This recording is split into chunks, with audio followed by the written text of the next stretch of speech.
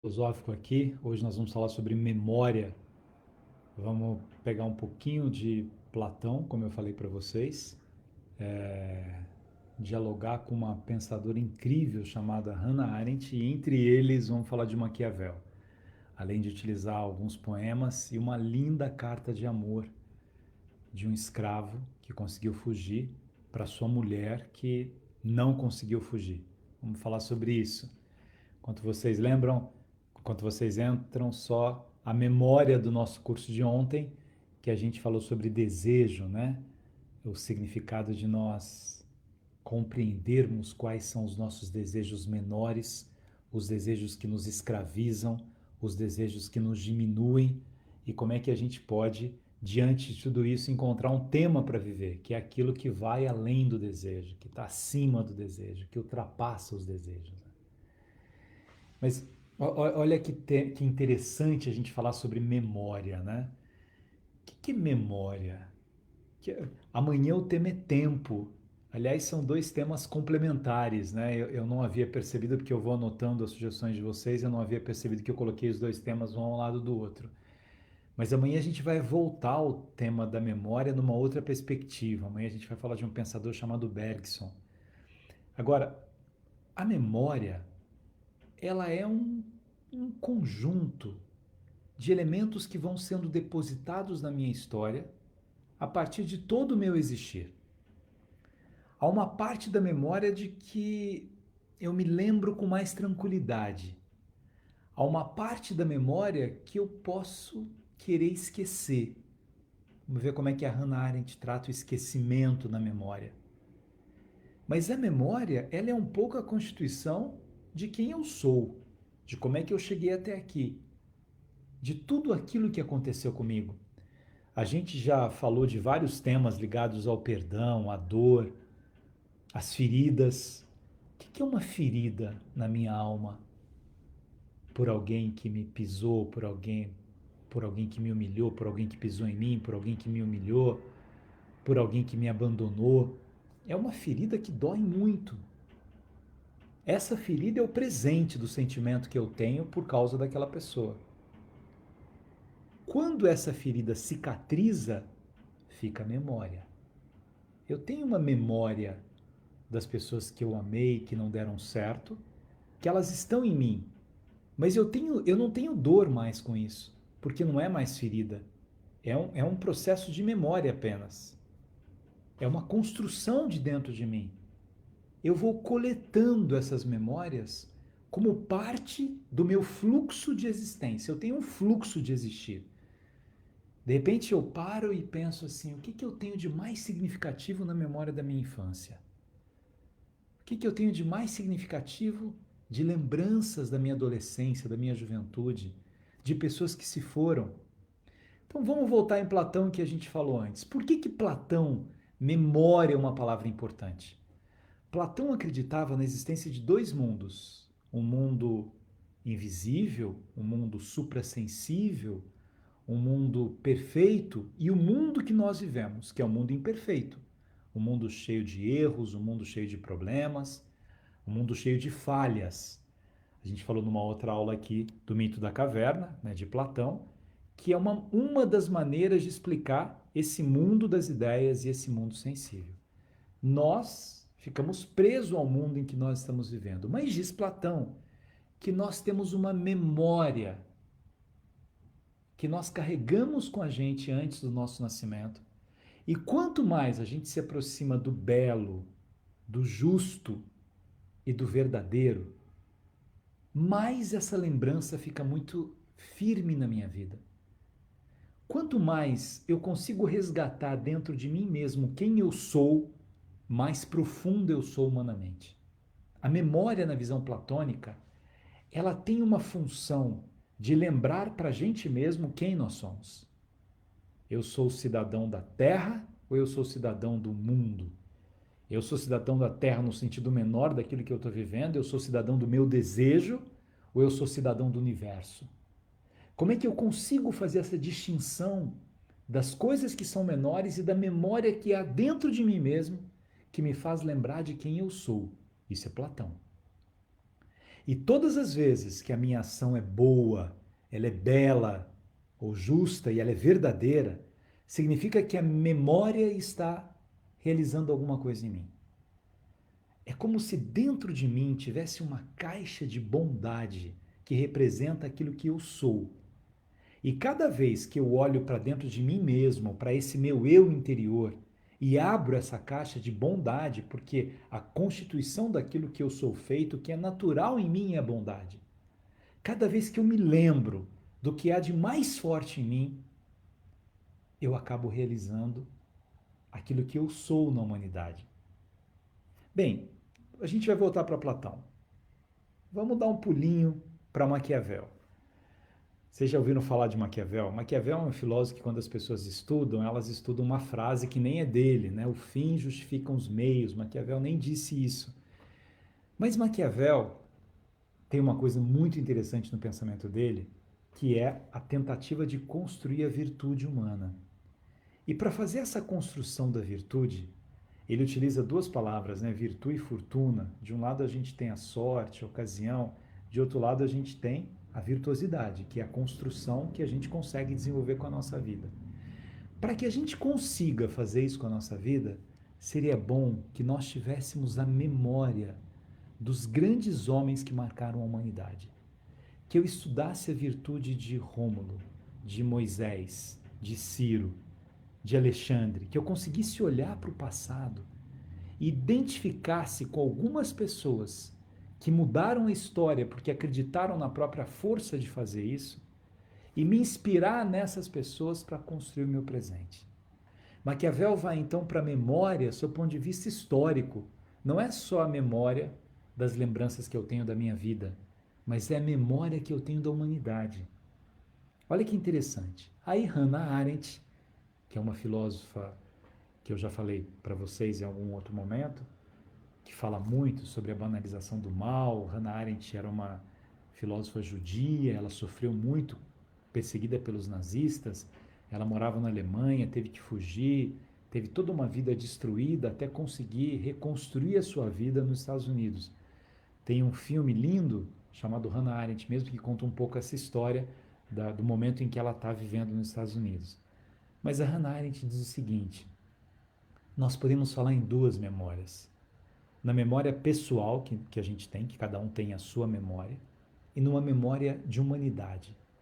E eu tenho muito medo, diz ela, que as pessoas banalizem o mal, esquecendo dos males que já existiram na humanidade, que já cometeram a humanidade. Ela está se referindo ao nazismo, quando uma pessoa achou que podia construir uma raça pura e, em nome disso, matou milhões de pessoas. E outras pessoas que acompanhavam a morte dessas pessoas ficavam anestesiadas, paralisadas e não faziam nada. E é esta memória que, se for se perdendo, ela vai ser profundamente avassaladora para o desenvolvimento da humanidade. Eu tenho que me lembrar. Hannah Arendt, alguém perguntou aí. Arendt, A-R-E-D-N-E-T. Arendt, Hannah Arendt. Se a gente se esquecer dos grandes crimes cometidos na humanidade, contra a humanidade, a gente vai incorrer nos mesmos erros. Há 2 semanas a gente estava falando, exatamente, alguém ajudou aí, Hannah Arendt. A gente estava falando sobre o racismo estrutural. Do que a gente tem que se lembrar para combater o racismo? Do que foi o racismo? Do que foi a escravidão, aliás, o racismo continua. Do horror que foi a escravidão. Da tristeza que foi a escravidão. Quero ler para vocês, estou escrevendo um livro com temas filosóficos e eu resolvi usar essa carta aqui no livro, sobre liberdade. Essa carta é a carta de um escravo. Ele conseguiu fugir.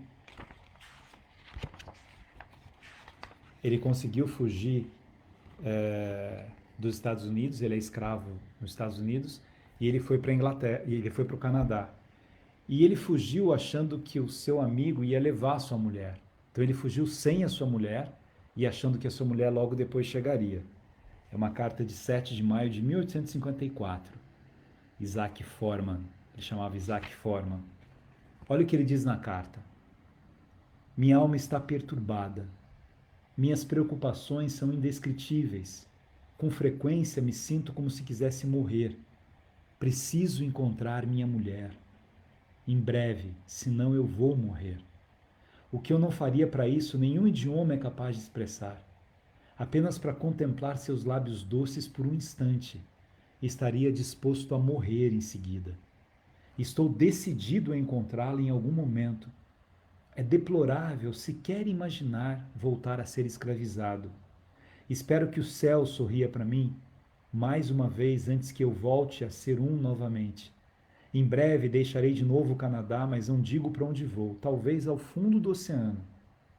Se quando fui embora eu soubesse o que sei hoje, não teria partido antes de encontrar meios de trazê-la comigo. E no final da carta, nela, ele pede e diz: Estou decidido a encontrar minha mulher. Ainda que eu morra em seguida, posso dizer que já fui feliz, mas nunca mais serei de novo até vê-la. Pois o que é a liberdade para mim, se sei que minha esposa é escravizada? O que foi a escravidão? Quando a gente fala do racismo hoje, em decorrência do que foi a escravidão, da coisificação das pessoas, que memória é essa que nós temos desses acontecimentos cruéis? Eu estou primeiro falando no tema da memória geral da humanidade, para depois a gente chegar no tema da memória dentro de nós. Mas o que foi isso? Eu, quando conheci Moçambique, fui algumas vezes a Moçambique, algumas coisas me chocaram muito ali, assim, né? Lembrando a história, tem um lugar que chamava Portal do Não Retorno, que era onde o escravo saía e sabia que nunca mais voltaria para sua terra. E antes ele dava voltas para uma árvore, para um baobá, que chamava Árvore do Esquecimento. Ele ia dando voltas para esquecer o seu nome, para esquecer a sua tribo, para esquecer a sua religião, para esquecer a sua família, a sua terra, porque ele sabia que ele ia ser coisa num outro lugar. E lá tem o Jardim da Memória, olha a palavra memória. Que jardim da memória era esse? Era o lugar em que estavam enterrados aqueles escravos que, desesperados porque tinham algum amor ali, não queriam ir. Imagina o que era, minha gente. Você, casado, apaixonado pela sua mulher, e foi escravizado, uma tribo contra a tribo e tal, e você agora ia para ser coisa numa outra terra e nunca mais iria ver o amor da sua vida. E aí você enlouquecia, não queria ir, porque eu não quero deixar o meu amor. E os outros que te escravizavam e os outros que te comercializavam como coisa não podiam nem compreender que você tinha algum tipo de sofrimento. Olha que dor que é isso. Jardim da memória. Memória desses homens, né? Dessas mulheres que lutaram tanto. A gente precisa ter a memória disso. A memória da escravidão, a memória do nazismo, a memória das torturas tantos da humanidade, a memória das cruzadas, quando a igreja valia-se, né, da sua reflexão de cristianizar, e os que não queriam ser cristianizados eram mortos, né? Memória de que uma santa foi queimada, entre tantos outros, Joana d'Arc, por um pacto político de Inglaterra e França. Aquela mulher que era grande defensora da igreja foi queimada. A gente precisa ter a memória dessas coisas que aconteceram. A memória da morte de Jesus, da sua condenação injusta, dos tantos injustiçados que morreram. Eu preciso ter memória disso.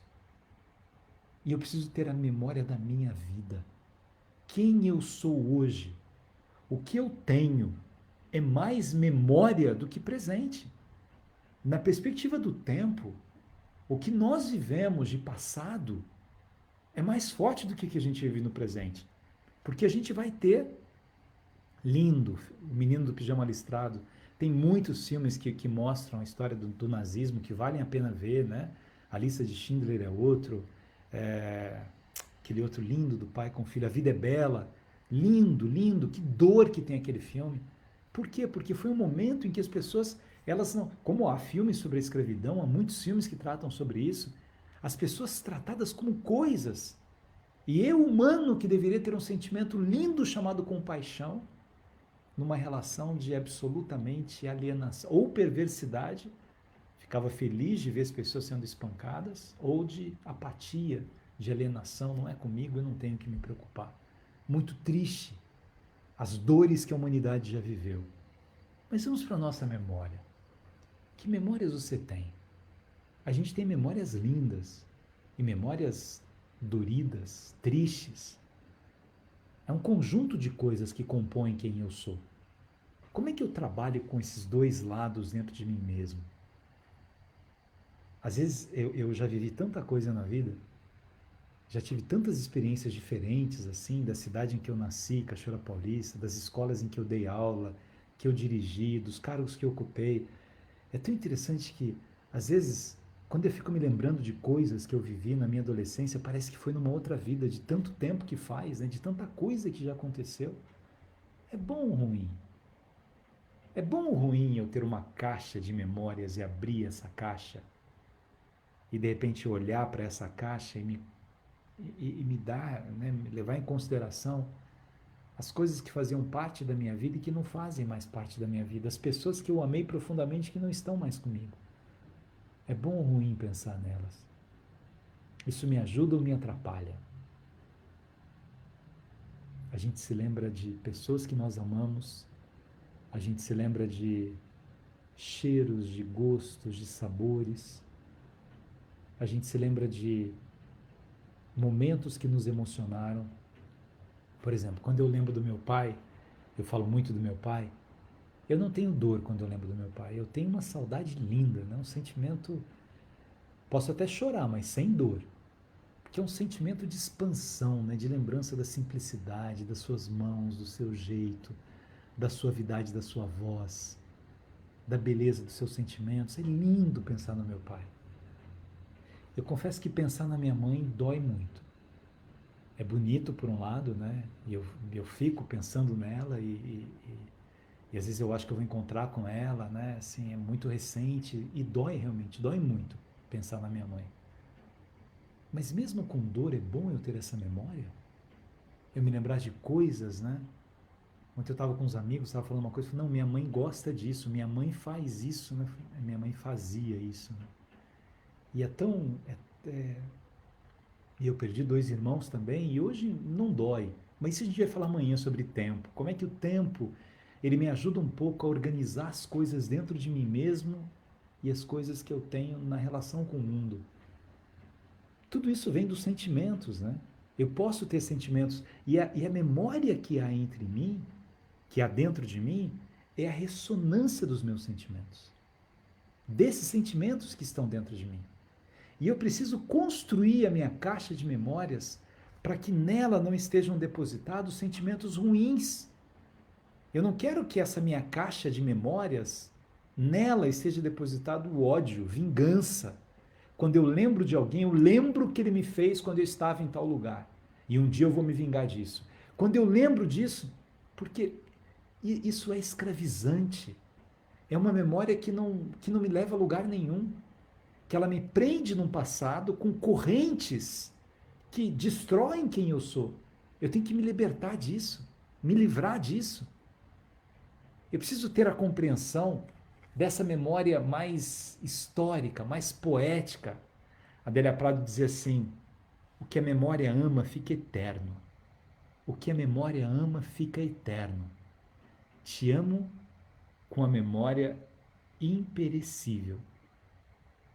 Te amo com a memória imperecível. A memória nunca vai fazer perecer o amor que eu tenho pela minha mãe, o amor que eu tenho pelo meu pai. É imperecível isso. Mas eu tenho que querer que a memória, ela pereça, ela destrua as coisas ruins pelas quais eu passei e eu não me lembro direito. É tão interessante que um dia desses uma pessoa falou para mim, lembra de fulana, tal, tal, ela queria muito que você autografasse o livro dela, lembra? Eu falei, não me lembro muito bem, né? Eu falei assim, não, quando você dirigiu o Poeira e tal, tal, você não lembra? Eu falei assim, desculpa, não consigo, faz tempo, nossa, ela falou mal de você, ela não sei o que, tal. Eu falei, ainda bem que eu não lembro então, né?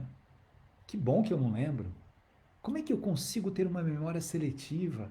Eu não ia acumulando essas coisas. Não, eu não esqueço. A pessoa fez para mim, tá marcado num caderninho que eu nunca mais vou esquecer. Para quê, minha gente? Deixa perecer essa parte ruim das pessoas que marcaram negativamente a sua vida. Deixa perecer, deixa para lá. Já foi, já passou. Que importância? As pessoas só têm importância na minha vida quando eu dou importância a elas. Se elas não têm a menor importância para mim, porque elas me traíram, porque elas foram incorretas, para quê? Tanta coisa bonita para você lembrar, tanto sentimento elevado para você lembrar, e aí você vai e você se tranca em coisas tão pequenas, tão comezinhas. Para quê? Memória. Eu tenho muitas memórias lindas na minha vida. Tenho memórias até. Hoje eu estava aqui em casa falando do Vitório, que foi um dos. Eu já tive tantos cachorrinhos. Vitória era um labrador, né, que ficava. O cachorro tem geralmente essa sensibilidade, né? Eles ficam perto da pessoa que precisa mais. Minha mãe, quando ficava doente em casa, ele ficava deitado só com ela, grudado em mim, né? Eu fiz vários vídeos com ele, eu escrevendo e ele deitado aqui na minha perna, né? Ontem a Serena que estava assim, eu escrevendo e ela no meu colo. Vai fazer 6 meses, né? Dia 3 que o Vitório morreu. E eu fui a tantos lugares com ele, né? Lutei tanto, com o Vitório com câncer. Vamos cuidar, aquele olhar dele e tal. Tá na minha memória. Tá na minha memória o primeiro cãozinho que eu lembro que eu tive em Cachoeira. Foi atropelado, que tristeza que eu fiquei com aquilo. Tá na minha memória, eu sou isso também. E eu vou me lembrar das coisas bonitas da relação com essas pessoas. Das coisas que marcaram a minha vida, do meu avô, da minha avó, dos amores que eu tive que se foram, dos amigos que me preencheram, dos filhos, dos netos, não importa. Está dentro de mim. Tudo isso está dentro de mim. Mas eu tenho um poder de peneirar a memória. Quando a gente é criança, a gente não tem esse poder. Uma criança não tem peneira psíquica. Por isso que a criança fica mais traumatizada do que o adulto. Por isso que bullying é mais perigoso com criança do que com adulto. Mas o tempo vai passando e a gente vai aprendendo a peneirar as coisas ruins. E se eu tenho lembranças de pessoas com quem eu trabalhei, por exemplo, por que eu vou cultivar os momentos em que eu senti que aquelas pessoas se equivocaram na relação comigo? Por que eu não me lembro das coisas bonitas que aquela pessoa proporcionou para mim? Mesmo num amor que terminou. Foram 20 anos de uma história de amor, mas o fim foi horrível. Naquele momento de dor em que acabou, é natural que você fique indignado com aquela pessoa com quem você teve uma história de 20 anos, mas passado algum tempo, eu preciso olhar para essa história e falar assim, não, peraí, tudo bem, foi ruim o final. Mas a gente teve tantos momentos de mãos enlaçadas, de sonhos enlaçados, de histórias construídas. Para que jogar fora uma parte de mim? Porque se eu fiquei 20 anos com uma pessoa, uma parte de mim ficou com essa pessoa e uma parte dessa pessoa ficou em mim. 20 anos.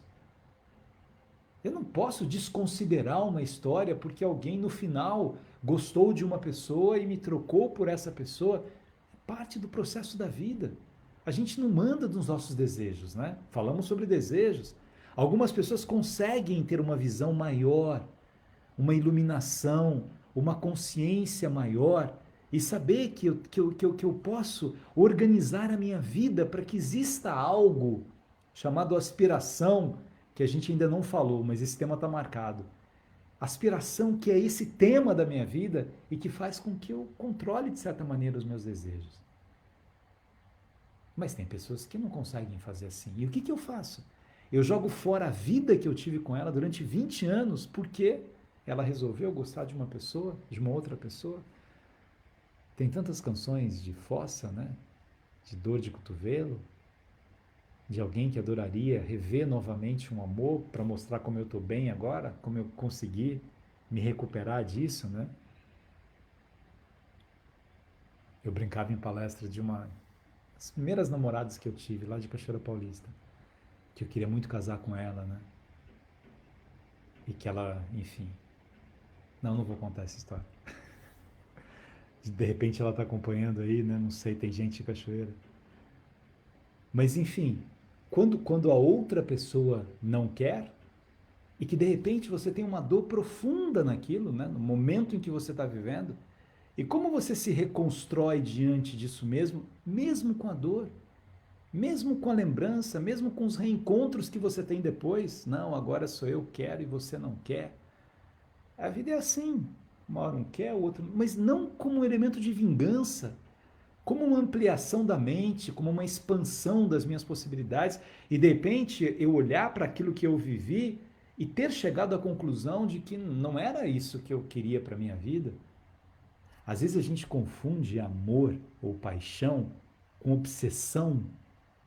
Eu fico obcecado por uma pessoa, né? E eu vou atrás, e eu cismo, e aí eu vou construindo histórias dentro de mim mesmo. E aí eu tenho uma coisa chamada de memórias construídas, eu invento uma história para mim mesmo para justificar os equívocos que eu tenho em relação a essa pessoa. Não existe um amor mendicante. Implorar pelo amor de uma outra pessoa é incorreto. O amor, ele é pleno, né? A gente já falou sobre o tema do amor quando a gente falou de paixão, mas, né, para quem não viu, uma das histórias de paixão dos mitos que contam o nascimento de Eros, que está no banquete de Platão, fala que Eros é filho de Poros e de Pênia. Poros é um engenho, é a força, e Pênia é a mendicância, a pobreza. E Eros nasce desses dois. Então, a paixão tem esses dois lados. Tem um lado que eu fico mais bonito, que eu fico mais poderoso, mais engenhoso, mais pleno. E tem um lado que eu fico mendicante. Isso é paixão. É mais doloroso, eu enlouqueço. Eu preciso de uma reciprocidade, de um sinal, de alguma coisa que diga aquilo para mim, né? Porque Eros é um deus brincalhão. E o Eros dá uma flechada dentro de você. Aquela flechada dói profundamente e você não sabe o que fazer com aquilo, com aquela dor que você sente por alguém. Com o tempo vira memória. Memória. Eu fico pensando nas memórias que eu vivi e que não doem, porque fazem parte daquilo que eu sou. Os beijos que eu dei, as lágrimas que eu derramei, as noites que eu não dormi, os medos que eu tive, os afetos que me preencheram, as palavras ditas corretamente ou erroneamente. Esses dias um amigo falou para mim, né, que ele queria ter a mesma sensação que eu tenho com relação ao meu pai e minha mãe, né, porque eu pude dizer eu te amo a vida toda, amar profundamente, né? E ele disse que quando o pai morreu, ele estava brigado com o pai. Isso é uma coisa que perturba a memória dele. Eu falei assim, cara, se liberta disso. Fala com seu pai dentro do seu coração. Aquela briga, foi um elemento, um momento da sua vida. E não foi a sua vida inteira. Você deve ter tido momentos lindos com seu pai e você está preso a um momento só da vida com ele. Não dá para eu ficar com isso, né? Não dá para eu ficar com esse pensamento reducionista dentro de mim mesmo, que a única coisa que eu lembro numa história linda de amor com meu pai foi uma briga que eu tive e por acaso quando ele morreu eu estava brigado com ele. Teria sido melhor se eu não tivesse brigado? Talvez sim, mas aconteceu. O que eu vou fazer com isso? Lembra quando a gente falou do perdão? Perdoar a si mesmo é uma forma de perdão fundamental. Senão eu fico martelando na minha cabeça alguma coisa que eu poderia ter feito e não fiz. Minha gente, a memória, ela não é para nos escravizar. A memória é para nos libertar. A memória é para perfumar a nossa vida. É para perfumar o tempo em que a gente está vivendo. Mas a gente vai continuar esse tema amanhã, porque a gente vai falar de tempo. E o tempo é um tema da memória também. Mas a gente vai falar numa outra perspectiva do tempo. Deixa eu ver as mensagens aqui, um pouco do Face, um pouco do Insta. Estamos acabando já. A Selma Camargo, amar tem que ter os mesmos sentimentos. Aí é bonito demais. A Soraya Doffer, Gabriel, fala da empatia.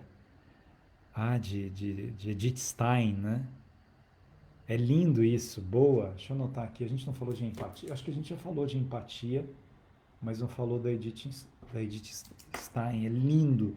É uma grande pensadora, Santa Edith Stein, né? Que mais aqui?